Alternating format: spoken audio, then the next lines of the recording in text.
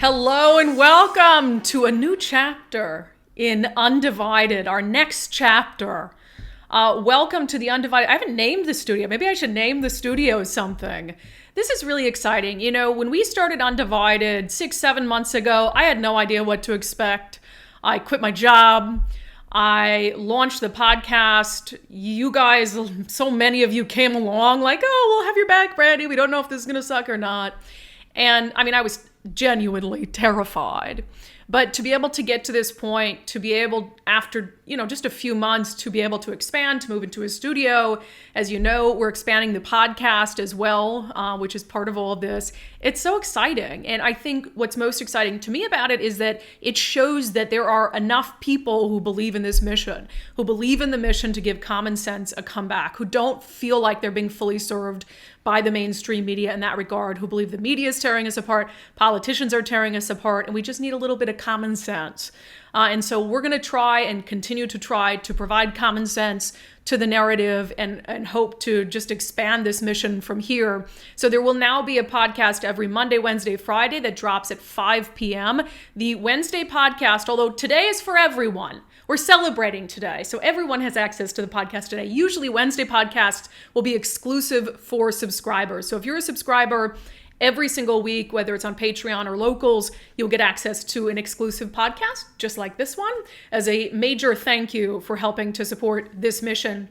Now, I should note, if you're not into video, maybe you just don't want to use the data on video, you can still listen to unDivided as a regular old podcast. If you're a subscriber, you could still get it on Patreon or Locals. You'll see the link on the page.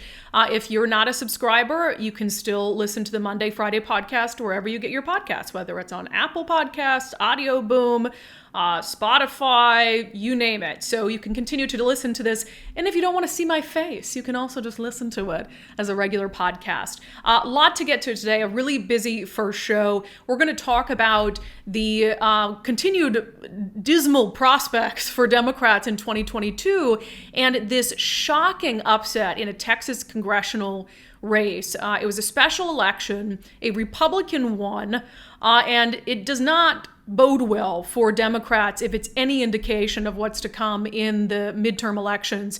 Ahead, we're going to discuss that with Democratic political consultant Sandeep Kaushik. We'll also talk a little bit about what's happening on the West Coast. Is there a change of tune in states like California, Oregon, and Washington State about trying to now be tougher on crime after so long not being tough on crime? So he's going to discuss that with us. I'm also going to talk about just the latest odd wrinkle in the police investigation in response to the school shooting in Uvalde, Texas. As you guys know, I've been critical of the police response. I think a lot of people have been critical of the police response there for obvious reasons. But as part of the investigation, they just took a really disturbing act to try to keep information from the public. As much as you know I'm supportive of law enforcement, this one is really quite bizarre and concerning. But first, I want to talk today and start the show by talking a little bit about political extremism and political violence. It's been on our minds a lot lately, and I'll just be clear. I believe that political extremism, as you know, is a serious issue in America. I believe political violence, no matter who perpetrates it or for what cause, is a serious problem in America. We've had the January 6th committee hearings that have been going on. Yes, I believe January 6th was a case of political violence and political extremism. We had this case out of Coeur d'Alene, Idaho, where there were these right-wing extremists who showed up to a pride parade in Coeur d'Alene with, according to law enforcement, the intent to riot. They were all packed into the back of a U-Haul. That's where they were arrested. Police were tipped off to this. They were affiliated, according to police, with a group called the Patriot Front. So it seems clear, according to police, that they intended to carry out some sort of act of political violence. And then, of course, we had the attempted murder of Supreme Court Justice Brett Kavanaugh, which is absolutely horrifying. And it's an indication of what can happen when you have an issue like abortion, and that the climate in the media and in politics is so heated that it just inspires crazy people to do crazy things. And so we've had just a lot of instances of attempted political violence or political violence that's really been top of mind lately. And there was another potential case in Washington State, which is where we do this podcast out of. I want to show you this video.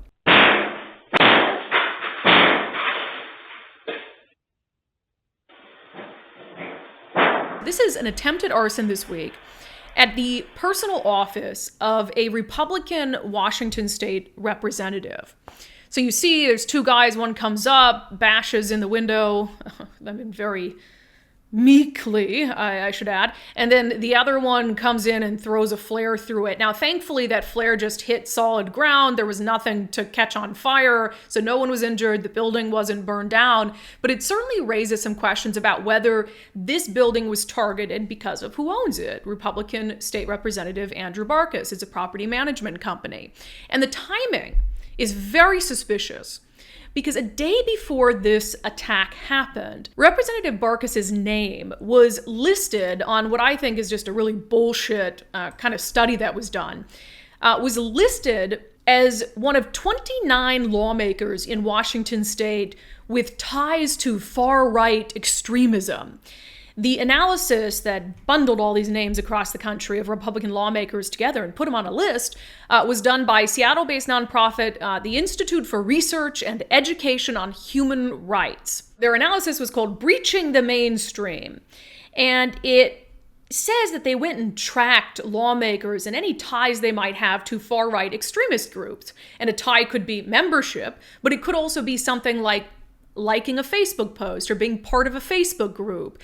And not only, they have what I would consider, and most people consider far-right extremism, like being a member of the Oath Keepers. And then all the way up to, being part of a Facebook page that was pushing back against government mandates during the pandemic. That's their definition of far-right extremism. So 29 lawmakers in Washington state found themselves on this list. One of them was Republican State Representative Andrew Barkis. The next day, his office is the target of an attempted arson. And so one does have to wonder whether the two things are connected. Joining us is the man who was targeted by that, what I'll call an attempted arson, Washington State Representative Andrew Barkis. This happened on your birthday? It did. Oh my God. Yes, my birthday was Monday, 54 years old. It was quite the birthday present, and we'll talk more about it, but the more I think about it, I don't quite think it was coincidence that was on my birthday, but it was a shock. I was actually in Nevada with some friends playing in a charity golf tournament that I do every year, and kind of a birthday weekend, and received a call at 8:00 in the morning to give me the news, and it just went from there. It's just been crazy. So let's get a couple things out of the way. This is your personal business office. However, It also houses a political component. So talk about that. Sure. This is my corporate office for my company, Hometown Property Management. We manage single family homes. I've been here in Olympia for 15 years, been in this community for almost 30, and in business here. So very well known, very known entity. I also lease an office space here in my building to the House Republican Organizing Committee. I'm the co-chair of that. That's our political arm of our the House Representatives in the Republican caucus. So that's where we, manage our campaigns and fundraising and candidates and my seatmate, JT Wilcox. And then we have a staff member who is here permanently. And so it's our political office is located here. Okay, let's just get a couple things out of the way, because we're going to talk about the potential, obviously, that this is politically motivated. I think that's the first thing that popped into my mind. I'm sure it's the first thing that popped into your mind. You doing any shady business dealings? You got any perturbed business partners who would do this? No, Brandy, anytime something like this happens, and this has never happened to me. Yeah, ever. You go through the list, right? You start to think about it. Now, I'm in property management. It's not unusual to have tenants that don't like me and like my company. And, we've had vandalism during the pandemic, the eviction moratorium. My building was tagged, rent strike, rent control now, things like that. I've had a window broken with a rock. We have quite a few of the Olympia's homeless going through the alley. And, I've had just petty stuff. Never anybody, trying to burn my building down. And I can't think of a tenant to be that upset.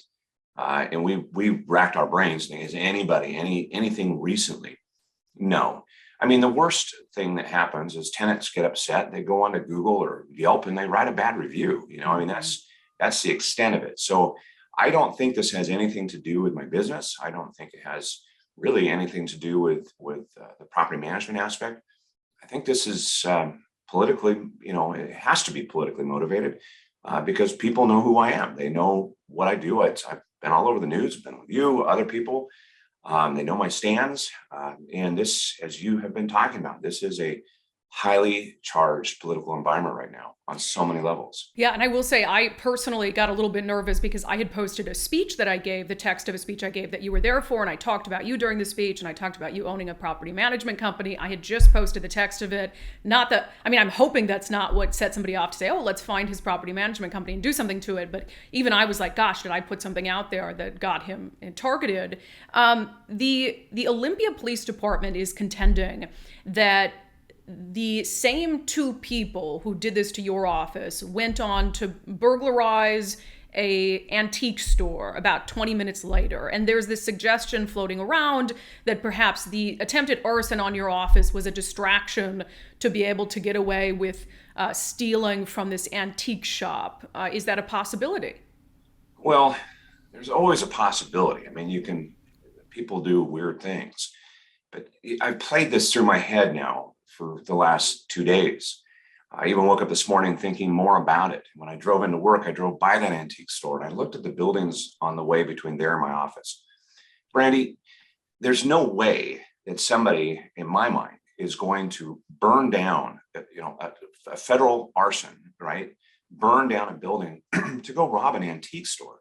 And even if that antique store had old, gold jewelry and coins and things, between my building and there are a number of what I would consider soft targets, easy targets.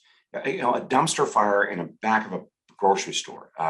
There's taverns, there's homeless camps, there's all sorts of things that could be used without creating additional risk for the perpetrators, but also creating a good distraction to get the fire department. We have homeless campfires almost daily. They happen all the time, right? A couple blocks away from there is a homeless camp. It catches fire. The police, the fire department, everybody runs there. You do your burglary. Randy, this was planned. These people, if you've watched the video, they had a plan. One person, they knew that they had to break this window with a tool to break safety glass. The other guy comes up, throws a flare. No, I'm sorry. Maybe they are the same people. Maybe they decided, hey, let's do this and let's go rob this store because it's the reverse. The burglary maybe is a distraction. I tend to agree with you, Representative. It doesn't make sense to me if you want to get away with robbing an antique store to burn down an entire building. You don't know if somebody's inside. What if you kill somebody? Right. I'll also say, and I'm watching this video right now, there's a couple things that strike me about it, and let's just discuss it. My first thought when I just read that this had happened to you is, oh, it's like anarchists, right? People are going to be, I've seen anarchists go try to, commit arson against police precincts, against the police union in Seattle. When you watch the video, they don't look like anarchists to me. They're not young, wearing black. You've kind of got that look.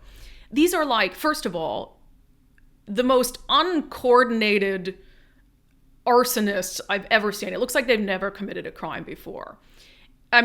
The guy that comes up is just bumbling, trying to hit the thing with the hammer. And then the other guy comes up. They're both wearing like dad shoes. They've got beer bellies. The other guy comes up and tries to throw a flare in. He's burning himself. And that also makes me question, okay, these don't look like criminal masterminds. When you watch it, what strikes you about the two men? Well, we're looking at that video very carefully. And one of them in particular, we're looking at because he does look like somebody that has been known to do these type of things. You think so? But do these two guys look like they've ever done this before? Look at that first guy swing the hammer. Well, I think that some of the comments on the posts have been pretty funny about that, but it's not funny. It's not funny. I think there's a couple things. Yeah, that's like 3/4 inch safety glass. We put in those because those windows have been broken. By law, you have to have certain glass by a door. It's tempered. You can't just break that with a tap. You have to really hit that hard. So yeah, he's struggling to hit that. To break that. It's not an easy thing to do. The other guy, yeah, he's bumbling because when you light a flare, it's phosphorus. It goes off. Typically when you light it, you set it on the ground. You're not attempting to throw the thing. So it's going all over the place. So, there's the adrenaline, there's all the things that are happening while they're trying to do this. I imagine that plays into it. Now, I don't know what a typical, anarchist or criminal looks like. Some of the people I saw the peaceful protests that happened throughout our cities, you can call it a riot on my show, Andrew. Absolutely look like these guys. I mean, they're got their backpacks, their skateboards, and they're doing stuff, and they're smashing windows. I mean, half of them don't have any clue what they're doing, right? So whether they've done this before or not, you can tell that it was absolutely premeditated. I mean, they had to know, Brandy, to have a tool to break that glass. They had to know, hey, this is safety glass. It's not just going to be a tap, shatter, or a hammer or whatever. They had to have a route to get out of there. They cased the building. They planned this out. They looked at it. They knew there was a camera. They saw it up on the side, but they didn't know that there was one sitting in the window. The one up there is not, it's old. This one's the new one. So they were looking up there, kind of covering, but they, turned towards the other camera. So I don't know. I mean, criminals are dumb, right? I mean, in general. But I don't think, if you have the intent to burn a building down, you're not I mean, you're stupid, right? But yet you're not, you're a criminal. You're like you said, my son works for my company, and he comes in on Mondays, usually around 5, to do the cleaning for a little extra cash, right? He could have gotten in early. He could have been down in the basement with his headphones on, vacuuming or something, and the building burns down. I mean, who knows? Yeah. And I'm so glad that you guys are okay, that everyone who works there is okay. And I don't disagree with you. It's obviously targeted. They have a plan. You've got the one guy comes up first, breaks the window. The other guy follows with the flare, and however uncoordinated they may seem, it's clearly intentional. I also agree with you that it doesn't make sense. A flare could take forever to start a fire. Luckily, this fell on a hard surface and it didn't start one. It doesn't make sense as a distraction for me. So I hope that police get to the bottom of it. I'm assuming you've been in contact with them. Yeah, and and I was thinking about that too, Brandy. When you look at the guy drop the flare, he obviously recognizes as he's putting it through the broken glass, right? He obviously, when he watches it, and he's like pauses because it hits the wrong way. There was 2 chairs and a little desk there, It literally, when you look at the floor, 4 inches to the right, that thing is aimed right at that desk and that chair, and those flares burn for 20 minutes, right? So it's going to light that, gone, building's gone. Yeah. So I think he pauses a little bit because, like, damn, it hit the floor, and they probably didn't know that it was tile. There was a rug there, just missed that rug too. It is literally by the grace of God that it didn't do that. But to your other point, if I'm going to do that, I'm thinking through, I'm going to go up the street. I'm going to wait, right? I'm not going to immediately go up and rob this antique store 15 minutes later if I don't know that that building's fully engulfed. I'm going to wait to at least make sure that our job has been done and the building's on fire and there's smoke and everything else. Now I'm going to go because somebody's going to notice it. But at 4:15 in the morning, who's going to notice this? That building would have to be, my building would have to be fully engulfed, smoke, flames coming out the ceiling before somebody driving by or whatever noticed it. That could be as long as 20, 30, 45 minutes before it's fully involved. And to be clear, you guys did not know about this right away. So there was no police response to your building when the antique store was robbed? No, we have an alarm system, and there is a sensor, and for whatever reason, great timing, right? The sensor did not pick up the glass shattering across the room and the flare coming in. That should have tripped the alarm, which would have, they respond quickly. They call us. We get false alarms all the time. And we say, yes, send out a response. And then they go there and they check the building out. Obviously, they would have seen a flare in there, right? And then called the appropriate people. That didn't happen. Now, these guys don't know if I've got an alarm. They probably assume there are stickers on the windows and stuff. And if they've cased the building, they're probably thinking, okay, this is going to prompt a response so that somebody's going to be there. But a fire takes a bit to get going. Yeah. So all these things don't add up. I think from an Olympia PD standpoint, nothing better than to have a nice bow wrapped around distraction and antique store robbery, not politically motivated. Put the shoe on the other foot, Brandy. Say this is the Democrat headquarters just a couple blocks down from here, and this happens. Are we doing that? Are we thinking that way? I don't think so. I think that there's that double standard, right? If this was on, somebody attacking it, it would be all over, right wing, extreme, blah, blah, blah, blah, blah, trying to burn down the Democrat committee office building down the street. Yeah. So I don't know. Yeah, and look, I hope it's not politically motivated violence. I hope it's still bad either way. But to have a narrative out there assuming that it's some sort of convoluted distraction is just odd to me. Representative, I want to run past you one other thing that has popped up and been circulated as a possibility. Your name made it on a list of 29 lawmakers in our state with, quote, ties to Facebook groups labeled as extremist. It was part of kind of a national look called Breaching the Mainstream when it was conducted by a Seattle-based nonprofit, Institute for Research and Education on Human Rights. And so basically, this list comes out. Axios published it June 13th and linked to this Breaching the Mainstream with your name somehow linked to extremism. I will say for the record, I've gotten to know you well over the years. For anyone to even suggest that you're somehow extremist is absolute bullshit and incredibly unfortunate that any news organization would just throw this out there. But this was shared by the chair of the Washington State Democratic Party. There has been a suggestion by your seatmate, the minority leader in the House, that perhaps this is the reason that you were targeted. Do you believe that's a possibility? I certainly do. I've talked to those who pushed that out there in an article. I think it's, especially the tweet by the head of the Democrats, Tina Paladowski, ironic that the little mouse that she shows in her picture is a lit fuse on it. I thought that was bad timing on her part. But, if you read her tweet, it incites exactly this type of thing. It's pushing it out to try to divide, right? It's pushing out there to say, hey, here's a list of extreme Republicans, right-wing Republicans, be aware of this. It's about time. And then she calls out one of my colleagues by name. And Jim what good does that do? That puts it out there to the crazies to say, oh, we got to do something about these crazy right-wing guys, right?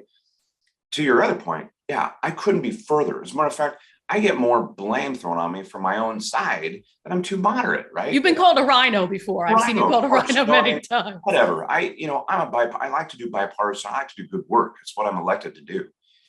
So, this timing of this absolutely could feed into what's happening around our country.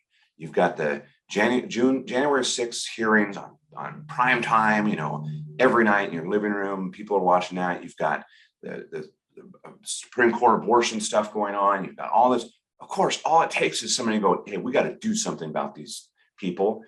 And that fits into a certain group that has been very active during the last couple of years, especially during the riots in Olympia, in Portland, in Seattle, that feed off of this type of stuff, right? And so the coincidence, the timing, everything kind of coming together puts it in that purview for me. I don't know all the details. I pray to God that it was some, random, but it's not. I keep trying to tell myself that. So maybe I feel a little better today. I tell that to my staff that I had a staff meeting with who are scared shitless, about, wow, we work for this guy and, people are trying to burn our building down. What the hell? Yeah. And my family, a little tense right now. I mean, it's like, really, you're going to keep doing this? I mean, the image you referenced comes from the Axios article. I'm assuming you're talking about the mouse with a little light lid at the end that the state Republican or the state Democratic Party chair tweeted out. You said did you speak to Louis Cam, who wrote the article for Axios? No, I spoke to Melissa Santos, who pushed it out there, and we talked yesterday. And I really like Melissa. I really respect her as a all the work that she's done. We've got a good relationship. She's always been very fair, and she was concerned. There's a clarifying article coming out, I think, today, and we talked a lot about because I told her the same thing that you just said. I said, Melissa, come on. I mean, really, me, JT as a right wing, come on, I mean, every caucus has a couple people in it that you would maybe say, yeah, but have you ever seen me at a rally or a protest or some, no. But have I been supportive? Have I been outspoken against the governor's mandates? Absolutely.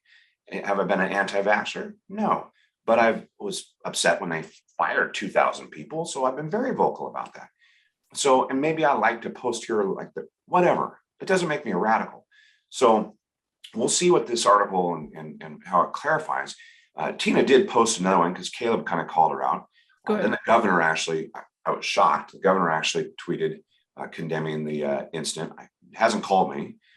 Nobody, has really reached out and said, hey, we're sorry about that from the other side. Did have one text from a representative, sitting representative, a colleague that I work with a lot, was very concerned. So.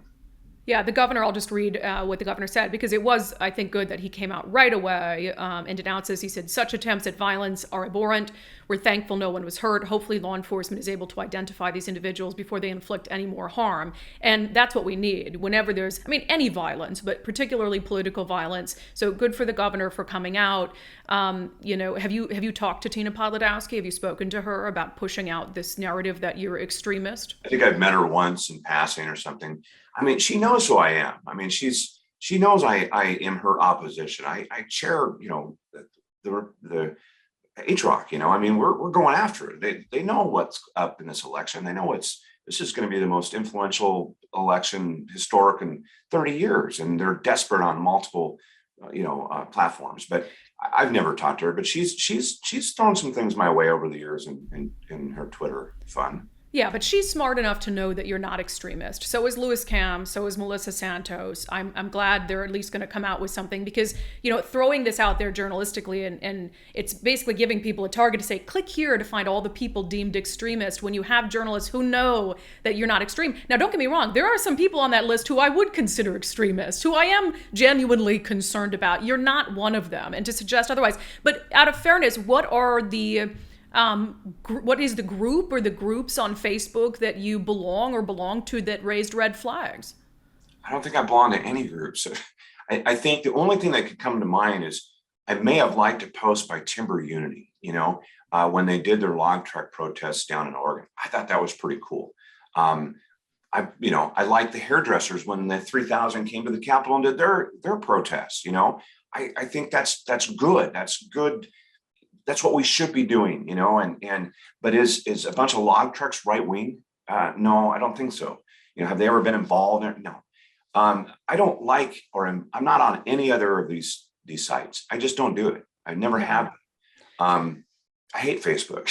I do it out of necessity. If you look at my Facebook posts, it's usually, hey, I'm doing this. It's fun. I'm camping, pretty light. I've had some hard hitting stuff. Again, during the COVID, I sued the governor. There was things that went on. I was very upset about the way things have been handled by our government here in Washington State, as are many people. But that doesn't make me extreme. So I don't know where they're tying this together, but they obviously scrubbed. And who knows? Maybe I liked something from Jim Walsh or somebody else. And that ties me to another member, So, same thing with JT.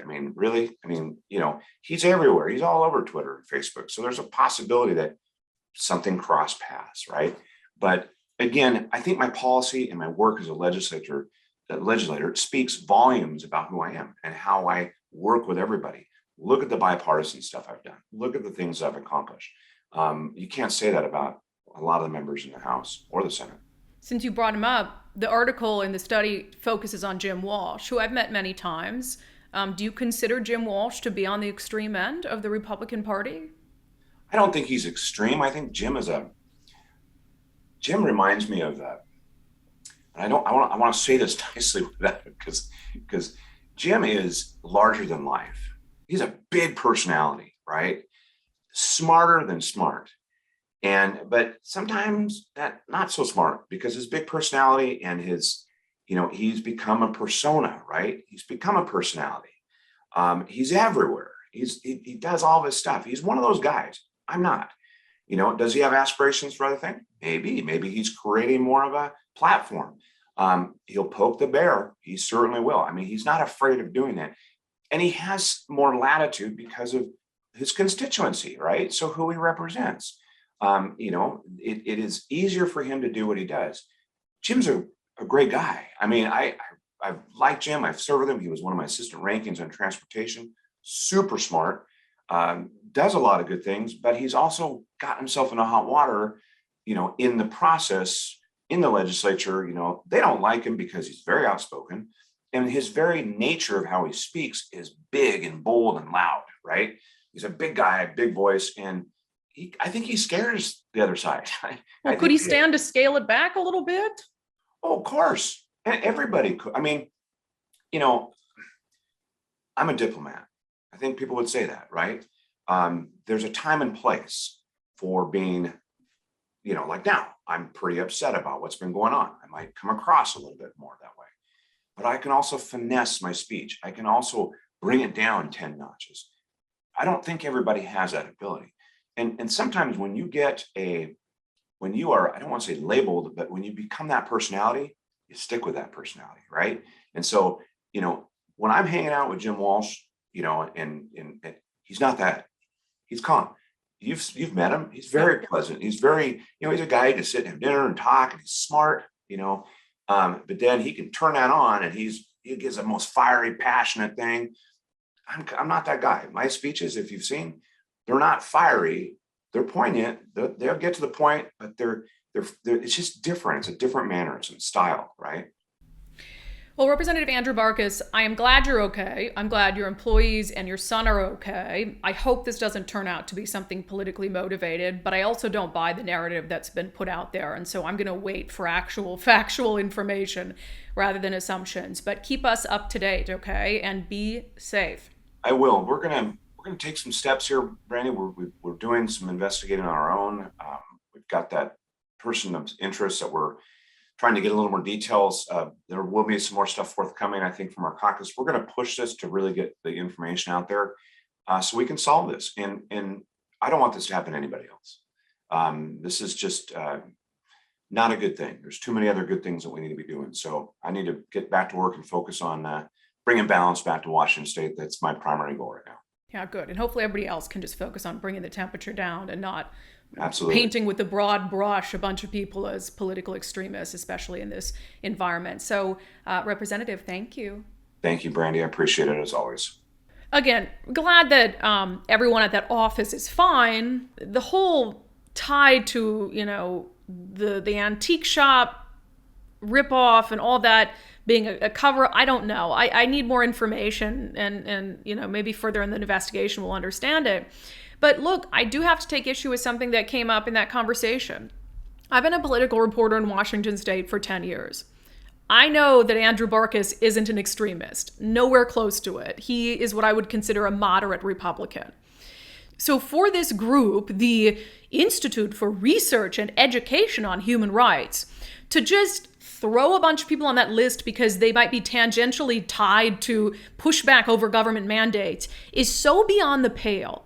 But I think what's worse than that is the fact that you've got media outlets like Axios Seattle that have writers that have been political reporters in Washington State for a long time who just throw this out there like 29 lawmakers in Washington State deemed having ties to right-wing extremism. And they put in some throwaway line like Republicans are pushing back against the narrative.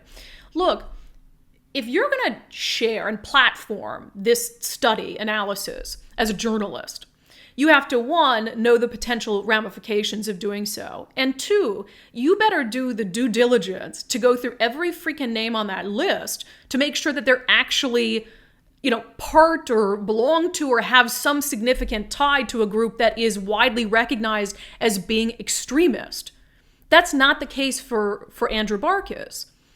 And to have journalists who know that still platform this analysis, to me, is really beyond the pale. And for the chair of the Washington State Democratic Party, Tina Podolowski, and I'll invite her on the show, for her to push this out there, knowing full well that there are not 29 lawmakers in Washington State who are right-wing extremists. There's probably a couple, and we've had a couple. Matt Shea was a former state lawmaker who was up to some seriously shady stuff, and when it comes to right-wing extremism and ties and stuff. But to do that, it just reeks of desperation because you're worried about losing the midterm. You want to vilify the other party.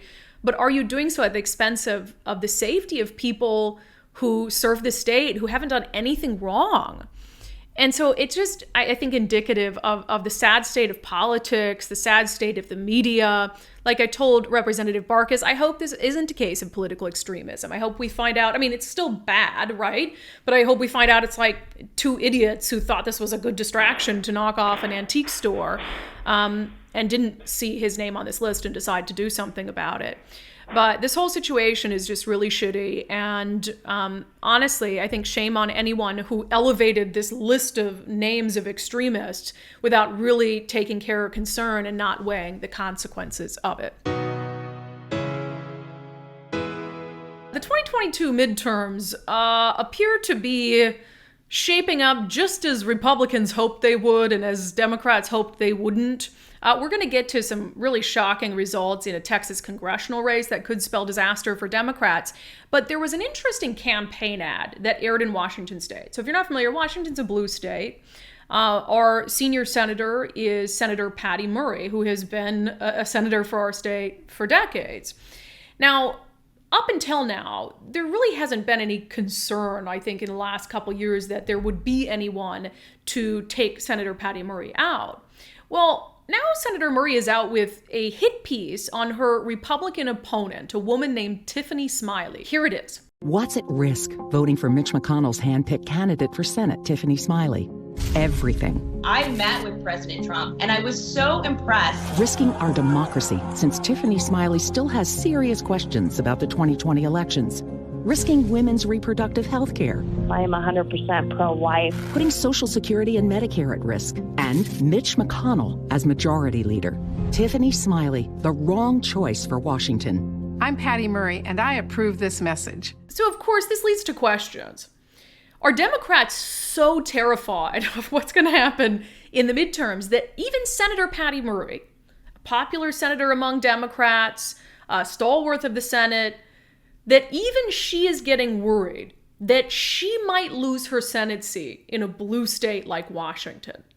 Joining us to discuss is Sandeep Kaushik, full of common sense, co-host of the Seattle Nice podcast and a Democratic political consultant who's helped many a Democrat get elected. Sandeep, thanks for being here.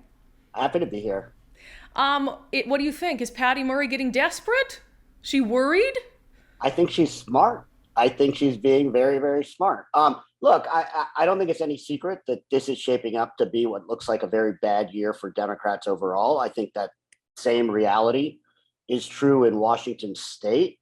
It's almost, I think, unthinkable given what Patty Murray's longevity in the state and her stature and authority in Washington, D.C. But I think this is a bad enough year that even Patty Murray cannot take her reelection for granted. And complacency is exactly the kind of thing that could lead to a very unpleasant surprise. So I think I think it's an aggressive, smart campaign move to get out there and define her opponent before her opponent has a chance to define herself. And let's face it, Washington state is a blue state.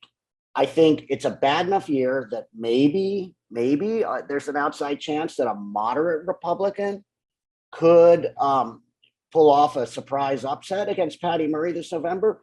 But a Trump Republican who's 100%, anti-choice and, is praising Trump to the heavens, which is what Patty Murray's ad is all about defining Tiffany Smiley. That's a pretty hard sell in Washington state. And I have only praise for what Patty's doing here. It's a smart campaign. Do you think the ad is fair, the whole Mitch McConnell's hand-picked candidate? And I've spoken in total transparency. I've spoken at some of the same events as Tiffany Smiley. I've introduced her. I haven't endorsed anybody, obviously, but I've introduced her. She never talks about Trump. That's not something she's out, like you have some pro-Trump candidates who they're all about tying themselves to the former president. She talks about issues. She doesn't talk about Trump. So do you think the ad is fair? It's totally fair.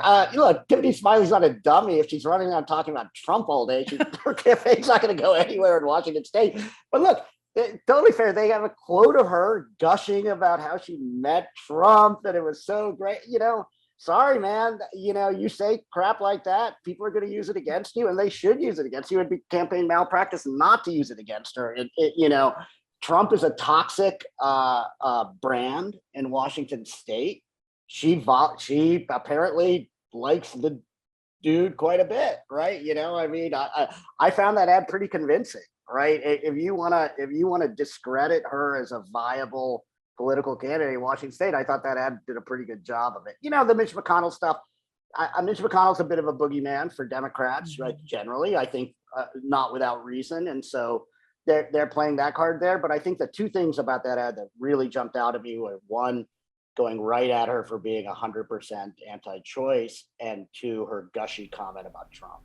A couple things there, and I think it's interesting. And I was the first one to do an interview with Tiffany Smiley, and I asked her about the fact that about 2 years ago, maybe a little more than that, she posted smiling pictures next to Patty Murray, thanking Senator Patty Murray for the work that she did helping veterans and Washington families. And so Tiffany Smiley has gushed about Trump, sure, but she's also gushed about Patty Murray. And I actually thought that might be more effective to use that against her, to say, she's out there saying that Patty Murray's not working for Washington families, yet here she is saying the exact opposite a few years earlier. Well, I think you're putting your finger on, I think this is why Republicans have such a problem in Washington State generally, right? That they have a real, I think the National Republican Party has a real kind of brand identity problem. But if you're a Republican candidate running statewide, like Smiley is, you've got to, on the one hand, cater to your base, which is pretty rabid. And on the other hand, you've got to kind of figure out how you can get past that base, which won't get you anywhere close to getting elected, and kind of broaden out your appeal. And, so running a Democratic campaign in Washington State, I think that the job on the Democratic side is to point out that, she's pretty beholden to her base, or certainly shares a lot of the views of that Republican base that a lot of Washington State voters just don't agree with. Look, I mean, to the extent, if I'm Tiffany Smiley, I want this race to be entirely a referendum on not just Patty Murray, but on Joe Biden and the Democratic Party nationally. And we've talked about this before, Brandy, that I think the Democrats have a branding problem too, a growing one. And so if she can do that, she's got a shot at winning. But if they can define her and attach her to the toxicity of the National Republican brand, then Patty will kill her in a blue state.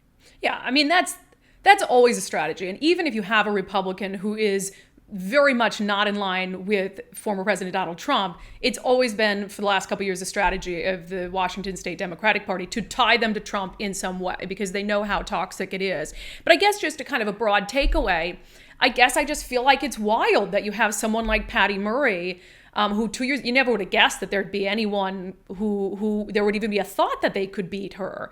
I mean, is it reasonable to think that Patty Murray might actually lose? I think it's unlikely, but I think it's absolutely reasonable for the Patty Murray campaign to not take her reelection for granted. Look, it's bad out there. The overall environment, all the polling that I see, either in Washington State or nationally, it's bad for the Democratic side. It looks like the congressional elections are not going to be pretty for my side. And I think that's true. That's true in Washington State as well. Pretty quickly once you get outside the borders of Seattle, right? Even in the outer parts of King County that in ordinary years are pretty blue, I think in some of those swingier districts around the state that often just go Democratic by default, I don't think that's true this year. So, and you talk about Pierce and Snohomish County and the Central Puget Sound, which are, ostensibly blue counties. So anyway, it's a bad enough year that we could see major legislative losses. We could see losing congressional seats in Washington State. And so I think Patty Murray and her team is very aware of the political environment, and they're not taking anything for granted, and they should. They don't want to risk it.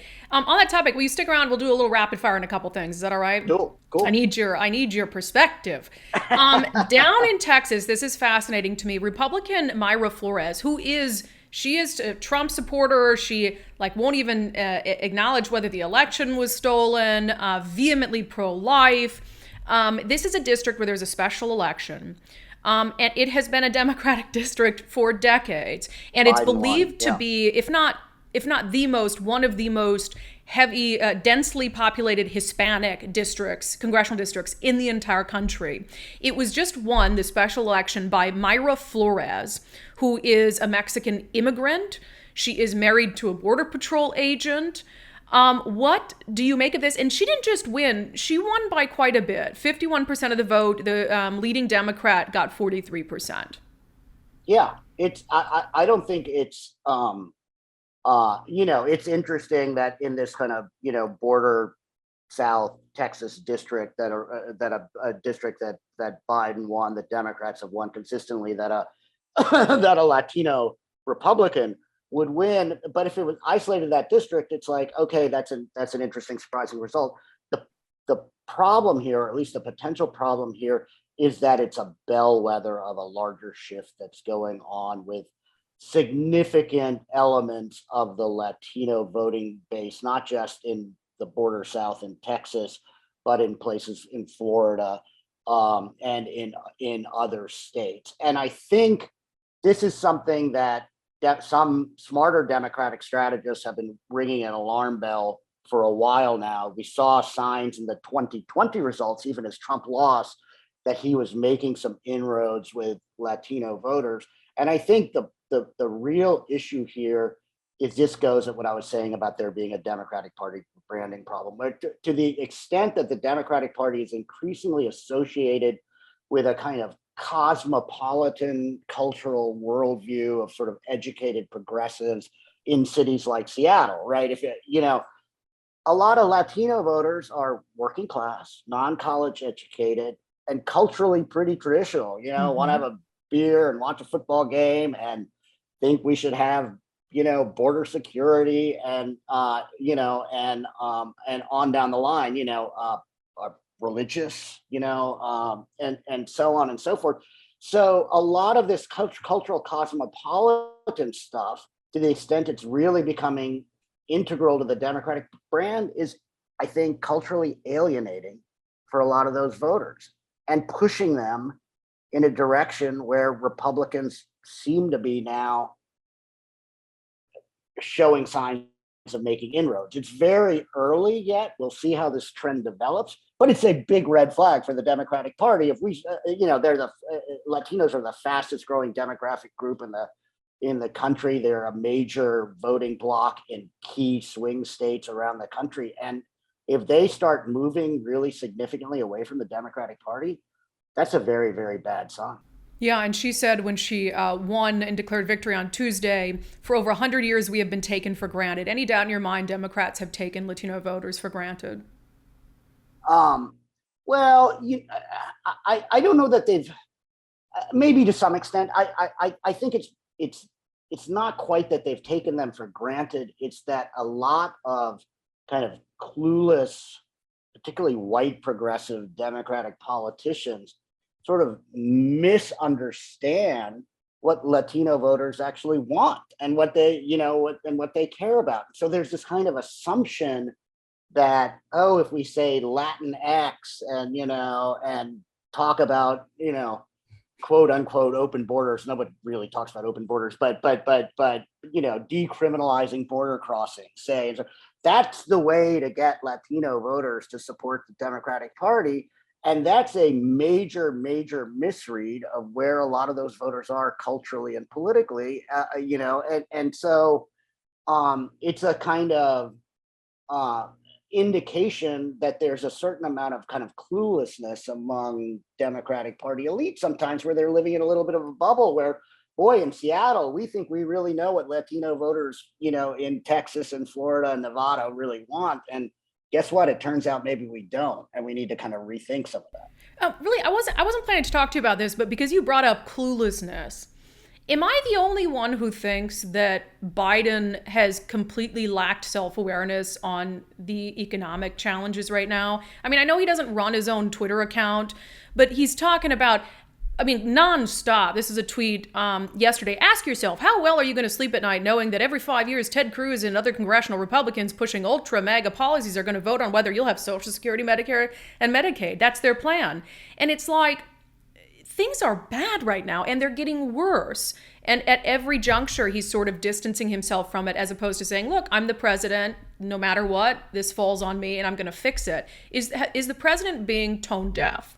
Well, I think that Team Biden's kind of been all over the map on some of this stuff. I think the president is doing some things to acknowledge the pain that voters are feeling related to things like inflation and which is, I think, the number one issue right now. Every time someone goes to fill their gas, that goes to the gas pump to fill up their car, there's a sense of sticker shock and a feeling like things are off in the wrong direction. I do think Biden is doing some things to acknowledge that.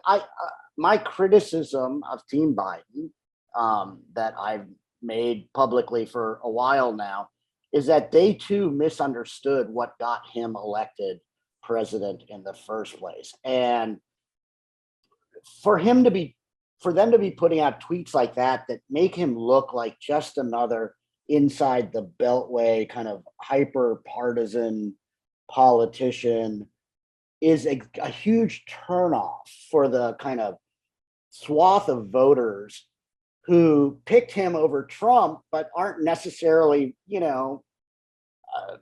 ideologically left, movement left progressives, right? And his brand should have been always about kind of rising above the fray, being a sort of, a statesman and somebody that was sort of trying to reach across divides and bring people together. And the more they do that, I think the better it is for Biden. You can leave the political hit stuff to the Democratic Congressional Campaign Committee. There are plenty of Democrats and Democratic organizations that can do the dirty shiv work of politics. It shouldn't be Biden doing it himself. That's just bad for his identity and his brand. And they don't seem to get that. And that's been part of the reason I think his approval ratings have been plummeting. Yeah, and it's so contrary to who he's been for the vast majority, and you've written about this, of his political career, leaning toward a moderate Democrat, and then all of a sudden he becomes president, and he just goes off the deep end with trying to please the left wing of his party. It's so odd to me, and I just don't know that his team is serving him very well right now. One quick thing, just a couple of headlines that grabbed my attention. So we had and I know you're very interested in this, we had the recall of the uber left-wing prosecutor, soft on crime prosecutor in California. There's more conversations about the LA District Attorney Gascon, and then Ted Wheeler, the mayor of Portland, who went totally fringy during 2020, is now banning homeless encampments near highways. He had a state of emergency around like trash and graffiti. What are we seeing happening on the West Coast? What is this shift? Yeah, there's a recalibration going on from progressive politicians. I don't think there's any question about that. It's not 2020 anymore in Portland or Seattle or San Francisco or LA or these West Coast cities where politicians sort of in the fervor of that moment in the summer of 2020, with the intensity of the George Floyd protests, with the kind of restrictions created by COVID, with the presidential election and kind of Trump in everybody's face in places around here, as a kind of, toxic presence in everybody's face. I think that those factors drove a lot of progressive politicians into the arms of activists advocating ideas like defund and abolition of the criminal justice system, and some pretty radical stuff, and even taking, I think, what are good ideas around reform of these systems and pushing those ideas past the breaking point to where you've got somebody like the San Francisco DA essentially sending everyone, regardless of their criminal histories, their felony histories, their histories of violent crime, into alternatives to incarceration rather than the criminal justice prosecutorial system, with disastrous results, right? I mean, these people then That's not diversion is a good thing in a lot of cases, but you've got to do that triage and figure out who's somebody who is going to be more helped by sending them to an alternative, as opposed to somebody who needs to, get prosecuted and go to jail. And he wasn't doing that. And guess what? Then you have this sort of release first mentality where people who are committing significant crimes and causing real disruptions to the social fabric and the social order in San Francisco were being released, over and over to commit crimes, which is again a problem we have in Seattle as well right now. Some of this stuff has just gone too far, and I think there is a recalibration going on. Look, Portland to me is kind of a cautionary tale for Seattle, because as crappy as things may be in Seattle, and I know people think things are on the wrong track here, Portland is worse, right? Their encampment problem was worse than in Seattle. Their downtown is still more boarded up and messed up than downtown Seattle is. Their trash problem was worse, and their politicians were even more feckless, right? If that's possible. I think it was. Ted Wheeler was kind of embarrassing for a long time there, and didn't have any sense of kind of self and what he believed. He was just a kind of weather vane in the wind. And so now you're seeing a retrenchment going on from people like Ted Wheeler. And it's because public dissatisfaction with the state of the city of Portland is off the charts. The polling is really, really grim there, to the point that they're getting close to a kind of quote unquote Giuliani time sort of backlash from the voters who are just seeing things go to hell, right?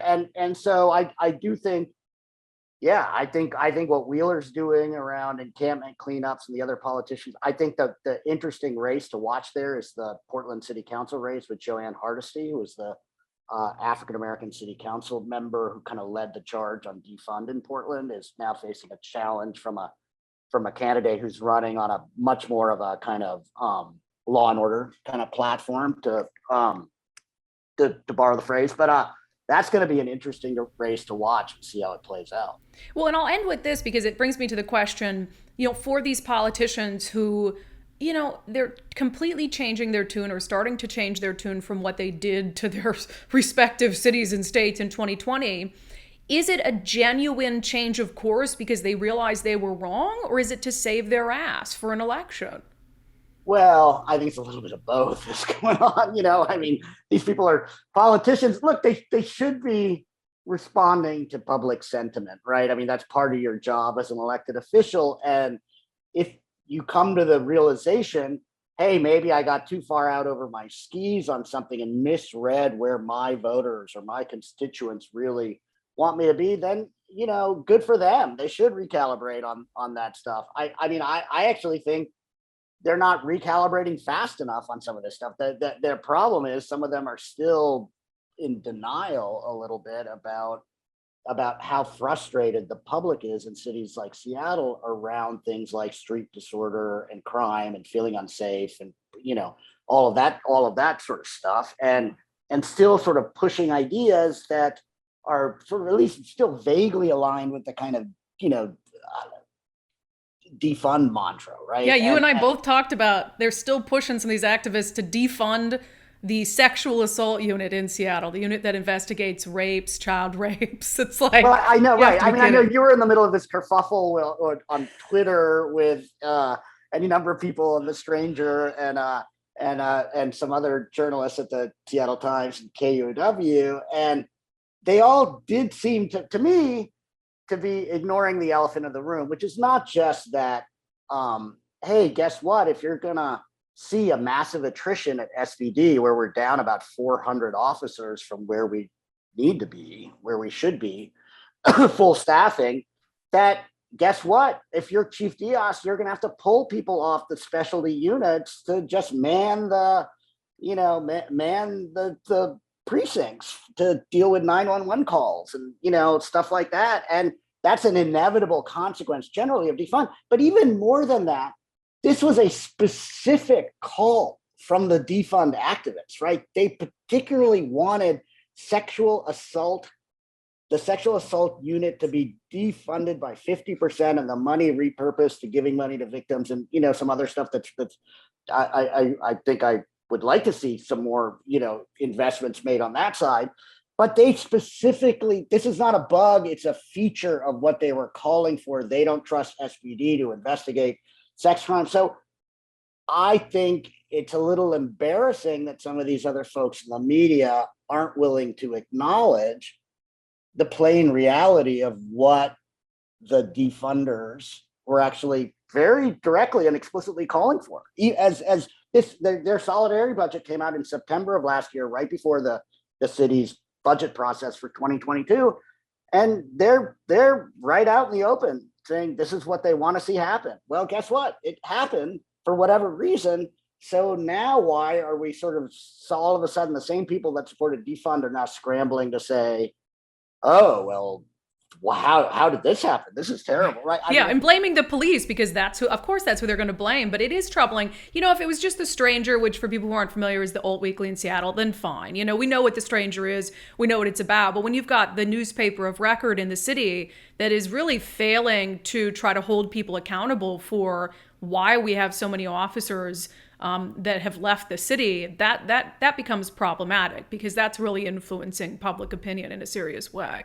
To some extent, I did think the framing of that original story was interesting, right? Because the authors, and it was a joint effort from KUOW and the Seattle Times, but the clear framing of that story, the authors of that story wanted to make it about this is a choice that SPD is making, and and they made it very explicit that it's about they'd rather fund SPD officers staffing encampment cleanups than investigating sex crimes. That was the sort of kind of pretty upfront theme of that story.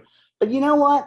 I think most voters in Seattle, progressive voters, right, read that story, and I think they immediately get that it's related to the fact that SPD is way understaffed. Voters aren't stupid, right?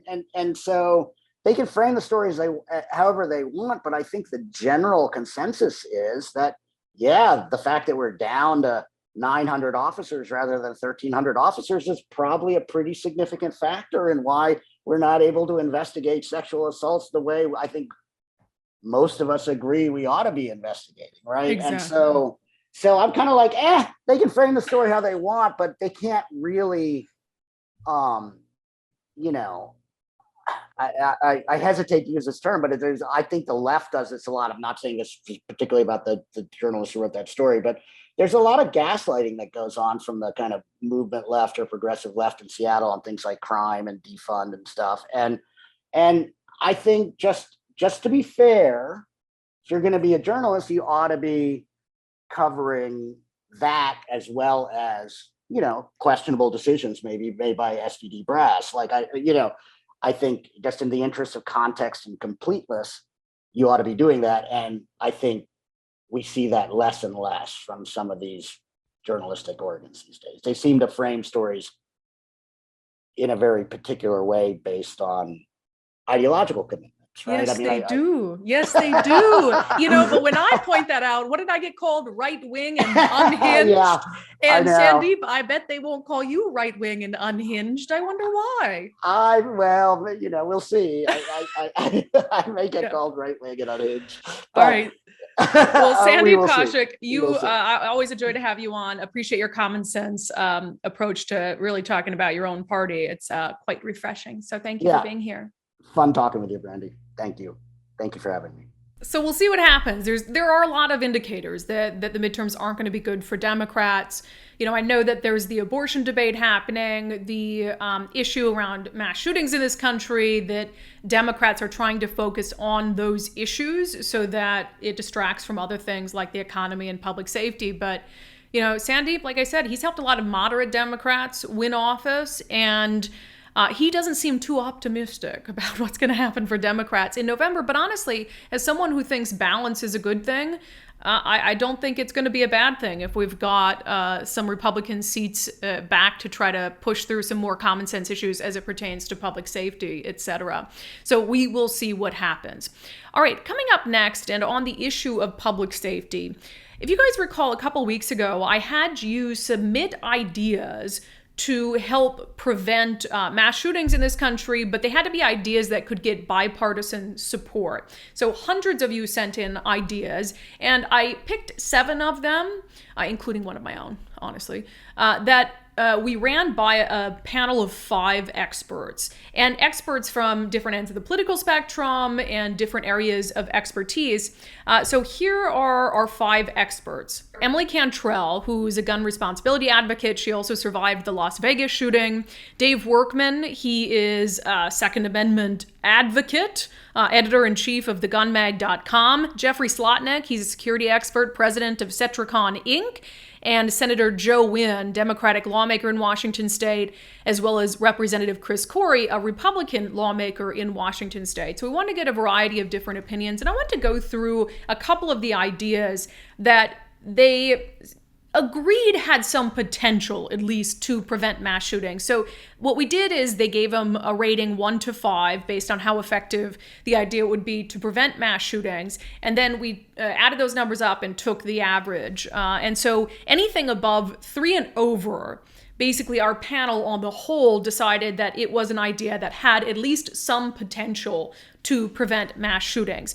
One of them was the idea of mandatory minimum sentences of 10 years in prison for any felony committed with a firearm, 15 years for a second offense, life in prison for a third offense. So this certainly speaks more to the mass shootings when it's like a gang member, for instance. And our definition of mass shooting here is as follows: a single act of violence during which 4 or more people sustain gunshot wounds.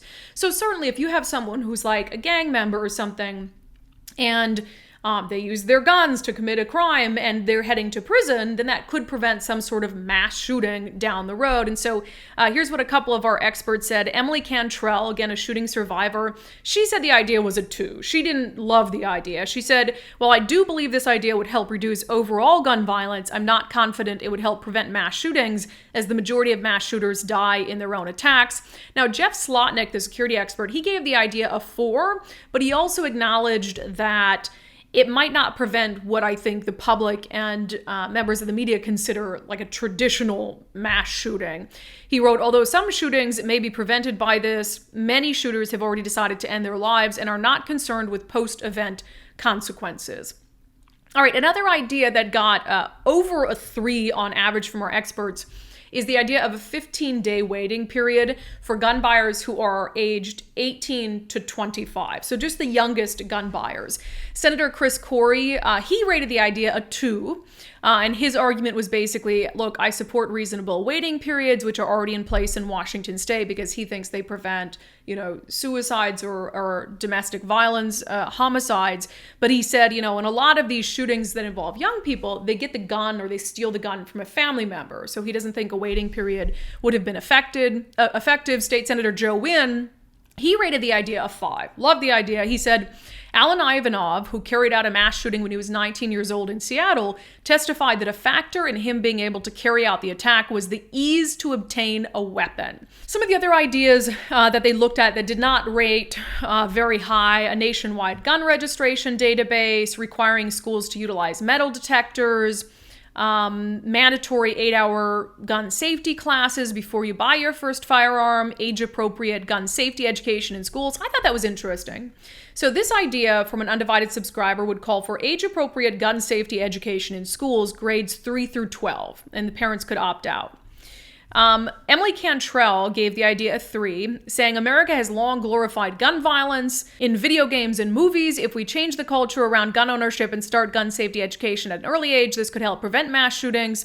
Jeff Slotnick, the security expert, wrote, and he rated the idea a 3. He wrote, I do feel there should be more focus on empowering children to identify indicators of violence and developing an anonymous reporting mechanism when they identify potentially violent behaviors.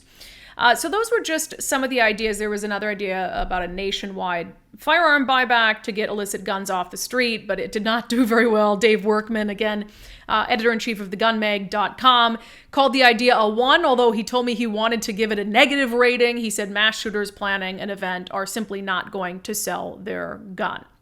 So it's challenging to find bipartisan agreement on really anything related to the gun debate, which is why I was really surprised and pleasantly surprised to hear that there is a bipartisan proposal going through Congress right now that has the potential to pass. Now, it's not really what Democrats want when it comes to restricting access to firearms, but a lot of it focuses on mental health and well-being of people in this country, which I think is a really good idea. I mean, that's kind of a no-brainer. And so we'll see what comes out of Congress. But the fact that you always hear, do something, do something. And if you don't do anything at all, then nothing will change. And so if they can find some bipartisan agreement to quote unquote do something, then I don't think that's a bad thing. And so we will see what Congress ultimately ends up with. All right, I want to end by talking, since we're on the subject of school shootings, about the current investigation into the mass shooting in Uvalde, Texas. I have been very clear that I believe the police response was bungled, that I believe it was completely unacceptable.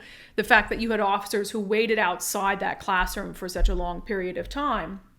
And now there's another wrinkle to this that really makes me question what's happening with that police department down there. And as you guys know, I'm very supportive of law enforcement. So you know that when I am being critical of them, that they did something bad.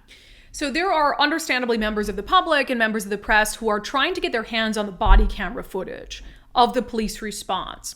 But the Texas Department of Public Safety is trying to block release of that footage to the public. And they say that it could expose, quote, weakness in the law enforcement response. Obviously, when you have body camera footage, the public can get access to it. It's a public record. There are laws that dictate that. There are laws surrounding it. And I would say, as a member of the press, there is some of that body camera footage that you wouldn't air. I mean, obviously, some of it's going to be incredibly disturbing. Now, it's not unusual for the press to get all of the footage from some horrific event and then use their judgment to decide what to show and to not show on TV. But what the body camera footage most certainly could do is help clear up the timeline of the police response in Uvalde. And that might be the only thing, in fact, that could truly clear up the timeline. I mean, I don't really trust anything coming out of officials in Texas because there have been so many mistruths that have been told up to this point. And so the Texas Attorney General, Ken Paxton, he is going to respond to this request to suppress the body camera footage by reviewing the audio and the video and determining himself whether any of it can be released. He also said that it's possible that you could release still images, essentially, in lieu of releasing, an entire video or something. But the Texas Department of Public Safety is arguing, and I'll read this quote from Vice, revealing the marked records would provide criminals with invaluable information concerning department techniques used to investigate and detect activities of suspected criminal elements, how information is assessed and analyzed, how information is shared among partner law enforcement agencies, and the lessons learned from the analysis of prior criminal activities. So basically they're saying, look, if you get your hands on this body camera footage, then criminals are going to know how we do things and how we operate, and they're going to use that against us. And that's possible. When there are riots, for instance, in Seattle or planned protests in Seattle, the police department will not release an exact number of how many officers are going to be out and where they're going to be because they don't want to clue the ne'er-do-wells off to anything. And to me, that's understandable. But in an instance like this, they're worried that it'll hurt their ability to respond to other incidents because criminals will have a one-up on them. Well, look how you responded to this incident. I mean, I don't think it could have gotten much worse. And so, you're worried it'll expose weaknesses in law enforcement. Your whole response was a weakness. And I believe the public has a right to know and to have a clear picture of the timeline. So I hope that the Texas Attorney General feels the same way and that they don't block the release of this footage because I think you have a community that is already deeply upset disturbed, sad, troubled, angry with police, and blocking that footage is not going to make the situation any better. Just be silly. And I got tipped off to this story because I got a message from Spike Cohen. Spike Cohen is the libertarian, or was the libertarian candidate for vice president. He and I had sat down for an interview a few months ago. And during that interview, I asked him about the libertarian stance on defunding in law enforcement. And he kind of paused when I asked whether policing was a noble profession. And I got down on him for pausing because to me, of course, policing is a noble profession. But he sent me this article about what's happening in Uvalde. And he said, "Hi, Brandy, remember when you asked me if I thought policing was a noble profession?" And I paused. These are the kind of things that popped into my head when you asked that. He said, "I think people typically join the police for noble reasons, just like I think people become public school teachers for noble reasons, but I think those actual institutions fail at their stated goals and instead become ghastly caricatures of what we actually wanted them to be." He said, "I hope that explanation makes sense." And look, I still do believe very much so that policing is a noble profession, and there have been shootings where the law enforcement response has been nothing short of brave. And what happened in Texas clearly is not that. We need to get to the bottom of it. The body camera footage can help us do that. And so I appreciate Spike Cohen following up with me and giving an example of why he paused when I asked that question. And there are a lot of reasons to pause when it comes to what happened in Uvalde. So hopefully Texas, the state of Texas, does not make things worse by preventing the public from getting answers. That's it for the first episode of Undivided from our new studio, a new expanded podcast lineup. Remember, the Wednesday podcast will be exclusive to subscribers only starting next week. You can get access to it on Patreon or Locals. And if you don't want to watch it via video, it is also posted simply as a podcast if you prefer that. If you do want to get access to the Wednesday exclusive episode that is ad-free, you can do that by becoming a subscriber on my Patreon or Locals community, patreon.com/undivided or brandycruz.locals.com. And in fact, on Locals right now, we're offering 3 free months for a yearly subscription. So now is a really great time to take advantage of that. As always, thank you for your commitment to giving common sense a comeback.